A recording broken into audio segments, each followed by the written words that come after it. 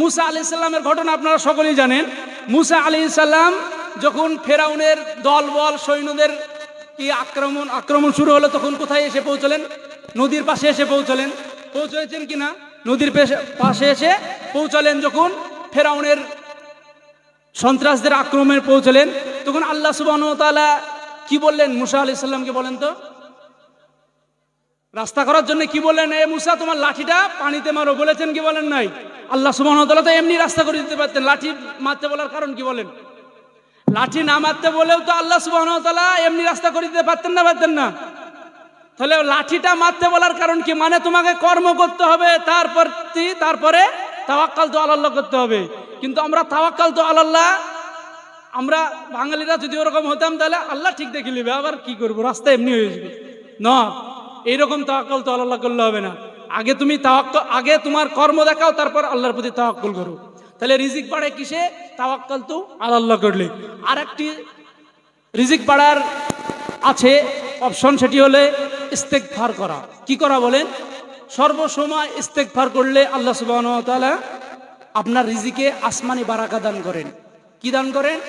আপনার রিজিকে আসমানি বারাকা আল্লাহ সুবহানাহু ওয়া তাআলা দান করেন যদি সদা সর্বদা আস্তাগফিরুল্লাহ আস্তাগফিরুল্লাহ। এটা হচ্ছে ছোট সবচেয়ে ইস্তেগফার। আস্তাগফিরুল্লাহ আল্লাযী লা ইলাহা ইল্লা হুয়াল হাইয়ুল কাইয়্যুম ওয়া আতুবু ইলাইহি, এটাও পড়তে পারেন। কিন্তু সদা সর্বদা যদি আপনি ইস্তেগফারের মধ্যে লেগে থাকেন, তাহলে আল্লাহ সুবহানাহু ওয়া তাআলা গায়েবী মাধ্যমে আসমানি বারাকা আপনাকে এমন ভাবে দান করবে আপনি নিজেও বুঝতে পারবেন না। আমরা সর্বসময় সকলে বলি, সর্বসময় আস্তাগফিরুল্লাহ পড়বো বলি ইনশাআল্লাহ। এখনই 2-3 বার পড়েন না, এখন বসে আছেন অবসর সময়, আস্তাগফিরুল্লাহ পড়েন, জোরে পড়েন একবার, আস্তাগফিরুল্লাহ আস্তাগফিরুল্লাহ আস্তাগফিরুল্লাহ। তাহলে কি হবে? আমরা সর্বসময় দোকানে ব্যবসা করছি, মাঠে কাজ করছি, রাস্তায় বাইক চালাচ্ছি, বাসে চড়ে আছি, ট্রেনে চড়ে আছি, আমরা হাঁটাহাঁটি করছি, মাহফিলে বসে আছি, অন্তরে কি থাকবে? জোরে বলেন, আস্তাগফিরুল্লাহ। অন্তরে কি থাকবে? আস্তাগফিরুল্লাহ। সদা সর্বদা সব সময় ইস্তেগফারের ভিতরে যে ব্যক্তি থাকেন তার জন্য আল্লাহ আসমানি বারাকা দান করেন। আরেকটি রিজিক বাড়ার কি হলো? ইমানের প্রতি একদম ইমানের প্রতি কঠিনভাবে টিকে থাকা। ইমানের প্রতি, বুঝতে পারেননি? ইমানের প্রতি একদম স্ট্রং হয়ে ইমানের প্রতি যে ব্যক্তি টিকে থাকে তার জন্য কি দেয় আল্লাহ তাআলা? আসমানি বারাকা দান করে, রিজিক দান করে, রিজিক বাড়িয়ে দেন তার জন্য। কিন্তু আপনারা তো বলবেন হয়তো, হুজুর যদি ইমান থাকে তাহলে তো এই কঠিন করে ধরবো, ইমানই তো নাই, তাই না? একটু বলবেন নাকি ইমান থাকলে নেই হতো তা হবে, ইমানই তো নাই, তো আবার কি করবো? ইমান ভঙ্গ হয় এটা জানেন তো আপনারা? জানেন না মনে হয়? এই তো জানেন না। নামাজ যেমন ভঙ্গ হয়, রোজা যেমন ভঙ্গ হয়, ইমানও এইভাবেই ভঙ্গ হয়। ইমান ভঙ্গ হওয়ার অনেকগুলো কারণ রয়েছে। ইমান ভঙ্গ হয়ে যায়, আপনি মুসলিম থেকে খারিজ হয়ে যান, এর অনেকগুলো কারণ রয়েছে। তার মধ্যে 1 নম্বর কারণ কি জানেন? শিরক করা, শিরকে আকবার করা। শিরকের দুটো বিষয়, শিরক হচ্ছে 2 প্রকার। এক হচ্ছে শিরকে আকবার, এক হচ্ছে শিরকে আসগার। শিরকে আকবার মানে হচ্ছে বড় শিরক, আর শিরকে আসগার মানে হচ্ছে ছোট শিরক। শিরকে আকবার যদি কোনো ব্যক্তি করেন তার আর ইমান থাকে না, সে মুসলিম থেকে খারেজ হয়ে যায়, মুসলিম থেকে বের হয়ে। বুঝতে পারেননি? আল্লাহ কি বলছেন? ইন্না শিরকা লাযুলমুন আযীম। শিরক হচ্ছে মস্ত বড় জুলুম, মস্ত বড় জুলুম হচ্ছে শিরক। তাহলে শিরক করলে আমাদের ঈমান ভঙ্গ হয়ে যায়, যেমন রোজা ভঙ্গ হয়ে যায়, নামাজ ভঙ্গ হয়ে যায়, আমাদের ঈমানও এইভাবেই ভঙ্গ হয়ে যায় শিরক করলে। আরো শিরক ঈমান ভঙ্গ হওয়ার কারণ রয়েছে, তার মধ্যে হচ্ছে কোন ব্যক্তি যদি মুশরিকদেরকে মুশরিক না মনে করে, কোন ব্যক্তি মুশরিকদেরকে যদি মুশরিক না মনে করে, কাফেরদেরকে যদি কাফের না মনে করে, তাহলেও আমাদের ঈমান ভঙ্গ হয়ে যায়। একজন মুশরিক, একজন কাফের, তাকে আপনি কাফের মনে করেন না, মুশরিক মনে করেন না, এই কারণে ঈমান ভঙ্গ হয়ে যায়। এরকম সুশীল মানুষ সমাজে নাই যে বলে যে সব ধর্মই ঠিক আছে, এরকম বলে না? বলে কিনা বলেন? সব ধর্মই ঠিক আছে, আল্লাহ যে ভগবান আছে, এইরকম কথা বলে কিনা? মানে মুশরিকদেরকে মুশরিক করে না, সব ধর্মকে গোল আলু পেঁচিয়ে একদম ছেড়িয়ে দেয়। মানে সুশীল মানুষ আছে, এবং সময়তে বলে ধর্ম যার যার, উৎসব সবার। বলে কি বলে না? ধর্ম যার যার, উৎসব সবার। আমি এদের কথা মনে পড়লে কিছু কথা মনে পড়ে যায় জানেন। আমি বলি জমি যার যার ফসলও সবার, জমি যার যার ফসলও সবার, পুকুর যার যার মাছও সবার, বিয়ে যার যার বউও সবার, নাকি? তো হ্যাঁ, আপনারা তো বলছেন হ্যাঁ, লে ঠেলা। আপনারাও যদি বলছেন হ্যাঁ তাহলে হবে। এরকম সুশীল মানুষ আছে কি না যে ধর্ম যার যার উৎসব সবার? না, কখনো নাই। আপনি আর যখন ঈদুল আজহা হবে, ঈদুল আজহাতে আপনি গরু কোরবানির সময় আপনার একটা হিন্দু ভাইকে দাওয়াত দিবেন, যে বলবেন ভাই আমার গরুর ঠ্যাং দুটা ধর, আমি গরু জবাই করছি। আসবে? আসবে? ওদের মাকে জবাই করবেন, আসবে? কখনো আসবে না। আর আপনি বলবেন যে ধর্ম যার যার উৎসব সব। কোথায় পেয়েছেন এই কথা? ধর্ম যার যার উৎসব সবার। আপনি কি লজ্জায় যান মুসলিমের সন্তান হয়ে? কি লজ্জায় যান আপনি একজন মুসলিম হয়ে হিন্দু ধর্মের ওই উৎসবে? লজ্জা লাগে না? যেখানে শিরক হয়, যেখানে আল্লাহর সঙ্গে শরিক করা হয়। শিরক, আল্লাহ বলছেন শিরক হচ্ছে সবচেয়ে বড় জুলুম। শিরক হচ্ছে আল্লাহর সবচেয়ে বড় জিনিস হচ্ছে শিরক, যেটার জন্য ঈমান ভঙ্গ হয়ে যায়। আর আপনি যেখানে শিরক হচ্ছে সেখানে কি বলে যাচ্ছেন? আপনি একজন, কি বলবো, মানে আপনি মুসলমান নামের কলঙ্ক। আপনি মুসলমান নামের একদম কলঙ্ক। যে ব্যক্তি বলবে ধর্ম যার যার উৎসব সবার, ই হচ্ছে মুসলমান নামের কি বলেন কলঙ্ক, এর ঈমান নাই। কেন? ধর্ম, আল্লাহ সুবহানাহু ওয়া তাআলা কি বলছেন, যে মনে করে যে সব ধর্ম এক, সবই এক, আল্লাহ যা ভগবানতা সবই এক, মানে পেঁচিয়ে দিয়েছে ইসলামের সঙ্গে, সে কখনো মুসলিম হতে পারে না। তাহলে তার কি হয়ে যায়? ঈমান ভঙ্গ হয়ে যায়। ঈমান ভঙ্গের আরো একটি কারণ রয়েছে। শরীয়তের কোন বিষয়কে যদি কোনো ব্যক্তি কটূক্তি করে, তার ঈমান ভঙ্গ হয়ে যায়। শরীয়তের কোন বিধানকে, ভালো করে মনে, আপনি শরীয়ত মানতে পারেন না, এটা ভিন্ন বিষয়।